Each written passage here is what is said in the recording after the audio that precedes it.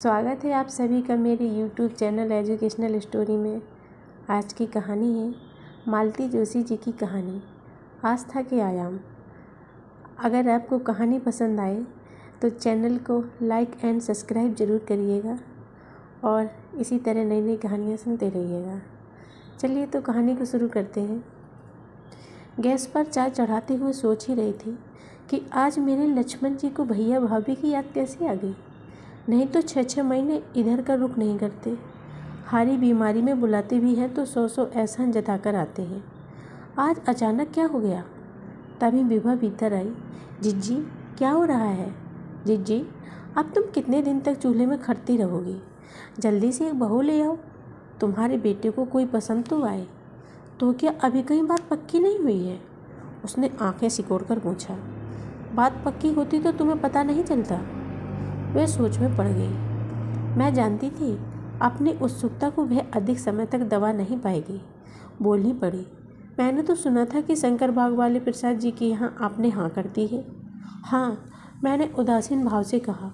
धीरू को वह लड़की ठीक लगी है। बस तो बात पक्की ही हो जिज्जी। लड़की की पसंद ही तो आपकी आखिरी शर्त थी। दान दहेज तो आपको कुछ लेना नहीं है। इस विषय को वही समाप्त करने के लिए मैंने उसे चाय की ट्रे पकड़ाई और कहा, चल बाहर चल, मैं नाश्ते की प्लेट लेकर आती हूँ। बाहर आकर पता चला जिस विषय को मैंने समाप्त करना चाहा था वह तो बैठक में भी चल रहा है। मुझे देखते ही श्रीमान जी बोले, ये नरेश देखो क्या कह रहा है। भाभी इतने अच्छे अच्छे रिश्ते आ रहे थे, आपको यही हाँ करनी थी। हमारी ही हाँ करने की बात होती तो हम साल भर पहले धीरेंद्र की शादी कर चुके होते। बात तो उसकी हाँ पर अटकी थी। उसने हाँ कर दी। उसे क्या अक्ल है भाभी। वह तो बच्चा है। लड़की देखने से पहले आपको सब अता पता कर लेना चाहिए था। बताइए लड़के के पिता के बारे में आप क्या जानते हैं। वो शायद यूपी में कहीं फॉरेस्ट डिपार्टमेंट में है। प्रसाद जी ने तो यही बताया था। ये बोले, आपसे कभी मुलाकात हुई। हो जाएगी। अभी तो बात शुरू ही हुई है। नहीं होगी भाभी, मुलाकात नहीं होगी, क्योंकि पिछले 10-12 साल से उनके संबंध टूट चुके हैं। यह उनकी आपस की बात है। हमें क्या करना है। कमाल करती हूँ। ये चिल्लाए। करना कैसे नहीं है। अगर वो जिंदा ही नहीं होते तो और बात थी, पर अगर वो हैं तो हमें उनसे सरोकार है। चाहिए तो यह था कि प्रसाद जी पहले ही सारी बातें खुलकर कह देते। वो क्या पागल है भैया। पहले उन्होंने आपको इम्प्रेस किया, फिर लड़के को बस में किया। अब धीरे से अपनी बात कह देंगे और ऐसे वक्त कहेंगे जब आप कुछ नहीं कर पाएंगे। इतना बेवकूफ़ भी नहीं हूँ मैं। इन्होंने झल्लाकर कहा। आग लगाकर वे दोनों अपनी राह चले गए। हम दोनों बैठकर अपने में उफनते रहे। मुझे उन लोगों पर इतना गुस्सा आ रहा था, बस यही कहने के लिए इतनी दूर आए थे। सच तो यह है कि विभा जल गई होगी। अपने रूप पर बड़ा नाज था उसे। उससे बढ़कर कोई इस घर में आए, यह वह कैसे बर्दाश्त कर पाते। पर यह मुझी पर बिगड़ रहे थे। पागलों की ऐसी बातें मत करो। क्या सिर्फ इसीलिए इतना सारा पेट्रोल फूंक कर ये यहाँ तक आए थे। वे क्या हमारे दुश्मन हैं। नरेश सच कह रहा था। यह वाकई प्रसाद जी की चाल थी। वे पहले हमें इतना अभिभूत कर देना चाहते हैं कि हम उनके बहनों के बारे में भूल ही जाएं। वैसे यह बात बिल्कुल झूठ भी नहीं थी। हम लोग सचमुच लड़की के मामा से रौब खा गए थे। वे 10 बार गाड़ी लेकर हमारे दरवाजे पर आए थे। अच्छा हुआ जो लड़की देखने भी हम उन्हीं की गाड़ी में गए। स्कूटर पर तो वहाँ जाते शर्म भी आती। उनका बंगला और उनकी शान शौकत देखकर एक हीन बोध सा जागा था, पर मन को यही तसल्ली दी थी कि लड़की उनकी अपनी बेटी नहीं भांजी है और उसकी माँ भी कॉलेज की लेक्चरर भर है। उसके पिता की बात तो उस समय मन में आई ही नहीं। लड़की को देखने के बाद तो मन के सारे विकल्प घुल गए। डॉक्टर लड़की की चाय में आधे रिश्ते तो वैसे ही निरस्त हो जाते थे। जो बचते थे उनमें मनचाही लड़के मिलना बहुत मुश्किल हो रहा था। पर कौमुदी को देखा तो हम भी ठगे से रह गए। धीरेन्द्र अगर मोहित न होता तो आश्चर्य था। मैंने तो सपने बुनना भी शुरू कर दिया था, पर नरेश और विभा आकर सब गुड़ गोबर कर गए। वैसे तो शायद इस बात को इतना तूल ना भी देते, पर उन्हें शिकायत थी तो यही कि उसके साथ धोखा हुआ है। जैसा कि मुझे डर था, धीरू तो सारी बात सुनते ही उबल पड़ा। मम्मी, हमें शादी लड़की से करनी है, ना कि उसके बाप से। आप लोग तो बात का बतंगड़ बना देते हैं। देखो बेटा, शादी में तो सब कुछ देखा जाता है। माँ बाप, भाई बहन, यहाँ तक कि ननिहाल तक की खोज खबर ली जाती है। और तुम्हारे चाचा कह रहे थे, वे होते कौन है बीच में बोलने वाले? वे तुम्हारे सगे चाचा हैं। इन्होंने एक एक शब्द पर जोर देते हुए कहा। ठीक है, पर पापा, क्या आज तक चाचा जी ने तलाक का नाम नहीं सुना था? क्या तलाकशुदा माँ बाप के बच्चों की शादी नहीं होती? होती होगी, पर क्या उस पुण्य कार्य के लिए हम ही रह गए हैं? देखो बेटा, जरा ठंडे दिमाग से काम लो। तलाक शब्द चाहे जितना जाना पहचाना हो, पर यह केवल एक शब्द नहीं है, एक प्रक्रिया है, एक स्थिति है जो अभी उतनी आम नहीं है। इसके साथ 100 प्रश्न जुड़े होते हैं। तलाक क्यों हुआ? किसकी गलती से हुआ? इसका बच्चों पर क्या प्रभाव पड़ा? उनका मानसिक संतुलन कैसा रहा? आर्थिक स्थिति पर क्या दबाव पड़ा? कल को शादी के मंडप में पिता नहीं होंगे तो ये सारी बातें उठेंगी। लोग तरह तरह के सवाल करेंगे। हम तो किसी तरह निपट भी लेंगे, पर तुम दोस्तों के सामने आंख नहीं उठा पाओगे। शादी व्यक्तिगत होते हुए भी एक सामाजिक घटना है बेटे। इसमें तुम ना समाज को नज़रअंदाज कर सकते हो, ना परिवार को। पापा के लंबे चौड़े भाषण से धीरू सहम गया। बड़े ही दयनीय सुर में उसने पूछा, तो इसका मतलब है इतनी सी बात के लिए आप यह रिश्ता नकार देंगे? यह इतनी सी बात नहीं है बेटे। बेचारा लड़का, उसका मुँह इतना सा निकल आया था, तभी मेरे दिमाग में बिजली सी कौंधी। सुनिए, मैंने उमंगते हुए कहा, एक काम करते हैं, उनसे कहेंगे कि आपके जो भी झगड़े हों घर में रहने दें। बस शादी भर के लिए उन्हें बुला लें, सबका मुँह बंद हो जाएगा। कहने भर से ही वे आ जाएंगे। क्यों नहीं आएंगे?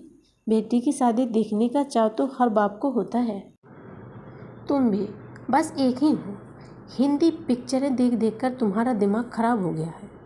अब इस बात का कोई क्या जवाब दे? इन्होंने तो एक तरह से बात ख़त्म ही कर दी थी, पर मैंने हार नहीं मानी। चुपचाप उन लोगों को फ़ोन कर दिया कि आकर मिल लें। वे लोग भी जैसे हमारे निमंत्रण की बाट ही जोह रहे थे। दूसरे ही दिन दोनों भाई बहन आ पहुँचे। इन्होंने ढंग से नमस्ते का जवाब भी नहीं दिया। उन पर तो थोड़ी नाराज़ी थी, असली गुस्सा मुझ पर था। मैंने उन्हें भनक भी नहीं लगने दी थी, इसीलिए इस अप्रत्याशित भेंट वार्ता के लिए वे तैयारी नहीं कर पाए थे। उन लोगों ने समझा कि अब हम लड़के वाले हुए हैं, इसलिए लटके झटके दिखा रहे हैं। फ़ौरन उन्होंने उस सामान की फहरिस्त भी निकाली जो वे लड़की को देने जा रहे थे। फिर उन्होंने जनवासी की बुकिंग के बारे में बताया, रिसेप्शन का मेनू पढ़कर सुनाया। फिर बताया कि बारात के लिए 4 घोड़ों की शानदार बग्घी वे तय कर आए हैं। वैसे धीरन जी अगर कार में आना पसंद करते हों तो इंतजाम भी हो जाएगा। अपने उत्साह में वे शायद भूल ही गए कि लड़के को मंडप तक पहुंचाने की व्यवस्था का दायित्व हम पर है। उन्हें तो यह बात भी बड़ी देर में समझ में आई कि इतनी देर से हमने उनकी एक बात का भी जवाब नहीं दिया था। वे लोग थोड़ा सहम गए। फिर कौमुदी की माँ धीरे से बोली, यह तो खैर मैंने अपनी बुद्धि के अनुसार एक रफ एस्टीमेट बनाया है। वैसे आपकी जो भी मर्जी हो बता दें। एक ही लड़की है मेरी, उसी के लिए कमा रही हूँ। आप कहकर तो देखिए, आपकी कोई बात खाली नहीं जाएगी। इतनी देर बाद इन्होंने मुँह खोला। बोले, अब आपसे क्या कहें। कौमुदी के पापा अगर बातचीत करने आते तो कुछ कहते भी। वे दोनों एकदम सकपका गए। फिर मामा जी बड़ी गंभीर मुद्रा बनाकर बोले, हमने शायद आपको बताया नहीं, सुमन और Kumar they are legally separated लोग बैंक। तो क्या बेटी की शादी में भी नहीं आएंगे? सवाल ही नहीं पैदा होता। तो फिर कन्यादान कौन करेगा? भैया करेंगे। कौमुदी की माँ तपाक से बोली, आज तक उन्होंने ही तो सब कुछ किया है। कन्यादान का अधिकार भी उन्हीं का है। कुछ पल शांति रही। मैंने उनकी ओर देखा। वहाँ अस्वीकृति साफ झलक रही थी। फिर मैंने कमान संभाली। देखो बहन, जैसे आपकी एक लड़की है, मेरा भी एक ही लड़का है। लड़कियों की शादी से फारिग हो चुकी है। अब घर में जो कुछ है इसी का है। इसलिए आप अपनी लड़की को अपनी मर्जी से जो कुछ देना चाहें दे दें। हमें किसी चीज़ की ज़रूरत नहीं है। हमारी बस एक ही इच्छा है, इसे चाहे हमारी मांग लीजिए। यह शर्त यह चाहती है कि लड़की के पिता शादी में ज़रूर आए, नाते रिश्तेदारों को उंगली उठाने का मौका न मिले। यह आपकी बेटी के हक में भी अच्छा होगा। घर की बात घर में ही रह जाएगी। वे कुछ कहने को हुई तो मामा जी ने उन्हें रोक दिया और बोले, बस इतनी सी बात है ना, हम ज़रूर कोशिश करेंगे। आप इम्तिनान रखिए। यह आश्वासन उन्होंने इतनी फुर्ती से दिया कि उसकी विश्वसनीयता ही समाप्त हो गई। ये एकदम चौकन्ने हो उठे और कहा, बल्कि मैं तो सोचता हूँ आप सगाई में ही बुलवा लें तो अच्छा रहेगा। शादी में तो बस भागम भाग मची रहती है, परिचय नहीं हो पाता, फॉर्मेलिटी होती है। इस बार भी उन्होंने कहा, जी हम कोशिश करेंगे, पर उत्तर में वह तत्परता नहीं थी। इस भेंटवार्ता से सुपुत्र को अवगत कराना मैंने जरूरी नहीं समझा, सो इसे गुप्त ही रखा। रसोई से फुर्सत होकर जरा लेटी ही थी कि दरवाजे की घंटी बजी। हे भगवान, कहीं पड़ोसी का गुप्तायन न हो। उन्हें तो समय समय का ध्यान ही नहीं रहता। धीरू खाना खाने आता है तो उन्हें देखकर ही उसकी भूख गायब हो जाती है। दरवाज़ा खोला तो चकित रह गई। एक क्षण भर तो पहचान नहीं पाई। इससे पहले एक दो बार जब भी उसे देखा, साड़ी में दबी ढकी ही देखा। सलवार सूट और खुले बालों में वह एकदम अलग ही लग रही थी। आओ, मैंने उसे भीतर लेते हुए कहा। कॉलेज से आ रही हो? जी नहीं, हॉस्पिटल से। मेरी इंटर्नशिप चल रही है। अरे हाँ, मैं तो भूल ही गई थी। सच तो यह था कि अंदाज़ा लगा रही थी कि वह अचानक क्यों आई है। ईमानदारी की बात तो यह है कि उसका इस तरह से आना अच्छा भी नहीं लगा। शायद धीरू ने बुलाया हो, पर बुलाने से पहले मुझसे पूछता तो था। बता ही देता तो जरा घर ठीक ठाक करके रखती, खुद भी जरा ढंग की साड़ी पहन लेती। यह लड़की भी तो ऐसी सिलबिल्ली सी चली आई है। कुछ समझ में नहीं आया तो मैंने क्लिनिक में फ़ोन लगा दिया। धीरू, कौमुदी आई है। क्या? उसके स्वर में आश्चर्य था। तू घर आ रहा है ना? Don't worry mom, just coming. उसने मेरे स्वर की व्यग्रता को पकड़ लिया। समझ गया होगा कि मम्मी के हाथ पांव फूल गए होंगे। फ़ोन रखकर मैं पानी लेने चली गई। पानी देने के बाद पूछा, चाय पियोगे? नहीं आंटी, अब घर जाकर खाना ही खाऊंगी। तो यहीं खा लो ना, सब तैयार है, बस खाने वालों का ही इंतज़ार है। आज रहने दे, आज माँ घर पर है, इंतज़ार करेगी। माँ ऑफिस नहीं गई? मैंने पूछा। उसने जवाब नहीं दिया, बस खिड़की के बाहर देखती रही। धीरू बस अभी आता ही होगा, मैंने कहा और उठकर दरवाज़ा खोल दिया, जैसे वह आ ही गया हो। दरअसल मैं अपना असमंजस छुपाने का प्रयास कर रही थी। आप बैठिए आंटी, उसने कहा तो मुझे आकर बैठना ही पड़ा। शरबत लोगी? आप परेशान ना हो, मैं कुछ नहीं लूँगी, बस आपके 5 मिनट लूँगी। आपने नाहक धीरेन जी को फ़ोन किया? मैं दरअसल आप ही से मिलने आई थी। मुझसे? हाँ, और माँ से छिपकर आई हूँ। आपकी शर्त के बारे में सुना था। बर पक्ष तो अपनी शर्तें मनवा ही लेता है। आपकी शर्त भी मान ली गई है। कल ही मामा रिजर्वेशन करा आए हैं। आज रात को माँ उनके साथ गोरखपुर जा रही है। माँ के मन में क्या है यह मैं नहीं जानती, पर मामा का कहना है कि इतनी सी बात के लिए इतना अच्छा रिश्ता छोड़ देना ठीक नहीं है। पर आंटी जी, यह इतनी सी बात नहीं है और इसीलिए आपकी शर्त मुझे मंजूर नहीं है। मैं सन्न रह गई।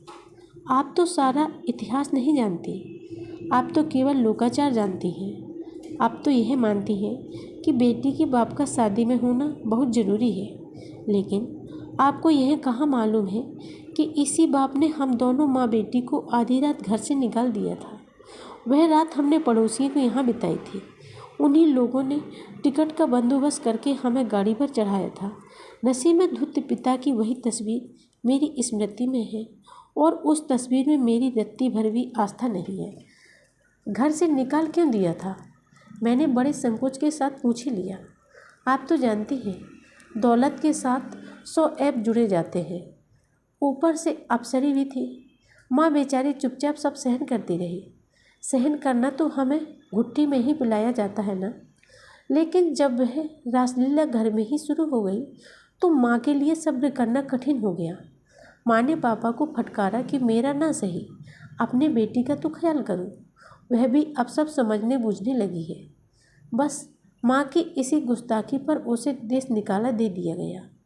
पिछले 14 वर्षों से माँ यह वनवास भोग रही है। अच्छे बुरे सभी तरह के दिन हमने काटे, पर माँ ने पापा के आगे कभी हाथ नहीं फैलाया और ना उन्होंने कभी हमारी खोज खबर ली। आज पहली बार माँ उनके दरवाजे पर जा रही है। इसके बावजूद वे आएंगे या नहीं मैं नहीं जानती, पर उनका अहंकार जरूर तुष्ट होगा। जिस आत्मसम्मान के साथ माँ इतने दिनों तक तनकर खड़ी थी वह टूट जाएगा। इसके बाद जिएगी कैसे? मैं अपने स्वार्थ के लिए उन्हें अपमानित नहीं कर सकती। जिस दिलेरी से उन्होंने मुझे पाला है उसकी आप कल्पना भी नहीं कर सकती, इसलिए दाद भी नहीं दे पाएंगी। पर मैं तो उसकी अपेक्षा नहीं कर सकती ना। मैं चुप थी, क्या बोलती। अच्छा आंटी, वह उठ खड़ी हुई। बस यही कहने आई थी कि अगर माँ मेरे अभिभावक के रूप में आपको ग्राम नहीं है तो मुझे भी यह रिश्ता मंजूर नहीं है। शादी को लेकर वैसे भी मन में कोई सुंदर कल्पना नहीं है, पर इस कीमत में तो वह बहुत ही महंगी है। उसके साथ मैं भी दरवाजे की ओर मुड़ी तो देखा, वहाँ पता नहीं कब से धीरू खड़ा है। कोमुद ने उसकी तरफ देखा भी नहीं और दनादन सीढ़ियाँ उतर गई। वह ठगा सा अभिभूत सा उसे देखता रह गया।